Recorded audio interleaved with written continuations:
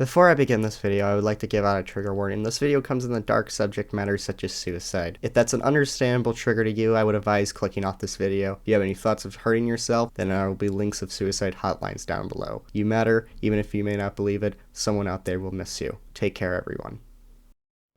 Cyberpunk 2077 is one of my favorite games of all time, borderline's in the top 5. The game matters a lot to me and I love its ability to manage to make me fucking feel so negative about the world but yet so positive at the same time. Many people will just brush this game off as a game that you can change your penis size in, but deep down it's a really sad story about a person named V. Even if you can choose V as a gender and appearance and their penis size, V is not a self-insert avatar. V is a person with their own aspirations and dreams. Early on in the game you're asked a question, quiet life or blaze of glory? You do not have an option what V picks because at the end of the day, it's not your goal, it's what V wants, their dreams. The only thing we truly have a decision of is the true tragic outcome of V. Even the happiest of endings in this game truly has something V has to let go and sacrifice. There's plenty of outcomes, but one stands out the most to me. One that's arguably considered the worst ending. A ending that is so tragic, but yet probably one of my favorites in the whole game. A ending that is so beautifully sad.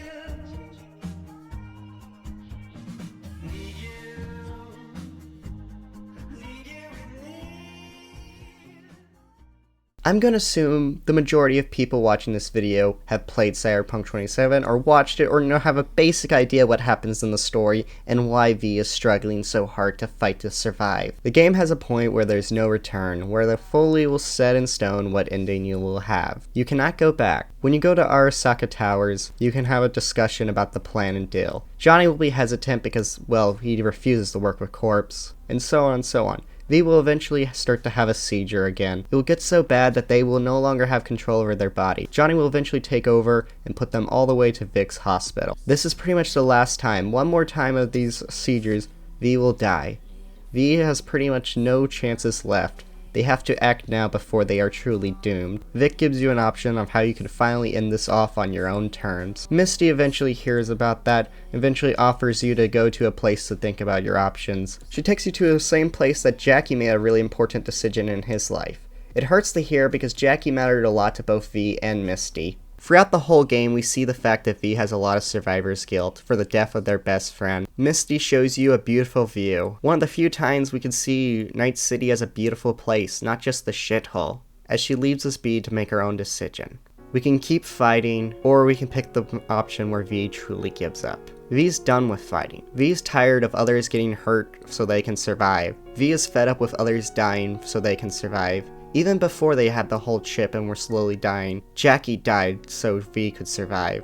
V is fed up with fighting. V picks this option because it's the least bloody option. You can truly see when they say, if we keep fighting, people will die, you can truly see how fed up and so tired they are of trying this. They truly don't want to hurt others. Anything else, people will die. I love this one frame of animation. Even if you can select how this character looks, they truly crafted it where this character, no matter how you change their appearance, looks truly done with everything and sorry for all the actions they have done. Johnny will bring up that people die, it's the way of things, and V simply responds, Am I worth their sacrifice? Are you? V doesn't believe that they are worth anyone's sacrifice. They don't believe they're worth Jackie's sacrifice, they don't believe they're worth Innocent's sacrifice. V will mention after all that, on the plus side, that they'll both at least know what it will be like when life fully escapes. Johnny will mention he never really thought about that way, and it's funny how they still manage to surprise them sometimes. V will say one of the cutest lines in the world. Never really gave it a thought. Funny how you still manage to surprise me sometimes. Might be something I learned from you. Johnny will ask if V's certain about this, and V responds as long as they're okay with it, and Johnny says that's not how they would have done it, but that's alright. V's shocked about how little of a pushback Johnny's giving them, and Johnny responds with, No pushback. Might have learned a little something from you too. This is one of the few times we truly see V and Johnny fully agree on something. Not at all any pushback on either side or disagreement or compromise. They both come to terms and completely understand. and they're both happy that they know one another. As they admire the city for the last time, V will remark, "It really is beautiful after all." They manage to find some gorgeousness deep down in the garbage can that is Night City. And at the end, that is really all life truly is. Finding meaning in things that seem meaningless are honestly terrible at points, but there's hidden beauty in everything, even if we may not realize it until it's our final moments. Johnny and V's relationship is rocky. I mean, it literally starts with Johnny trying to kill V, but eventually turns to the point where V will say they will take a bullet for Johnny. That is unintentionally really edgy foreshadowing. After it zooms out, giving us a view of Night City, finding some beauty in the cases of it, we can hear a gunshot in the background. V is dead. Johnny is gone forever. All is left is their memories. As the credits roll, we get a phone call from each of our friends. In the Cyberpunk universe, a phone call after calling when someone's dead is kind of like talking to a gravestone now. We see each of their distraught reactions, and some of them are seriously hard to sit through. But there's one in particular I want to point out for this video, Misty's call, and specifically one line from her. I don't think you knew just how many friends you really had. This line broke me on my first time, made me genuinely appreciate my life even more, and if that wasn't enough, the one line that also tingled at my heartstrings even more. Maybe we'll see each other again, V. You, me, Jackie.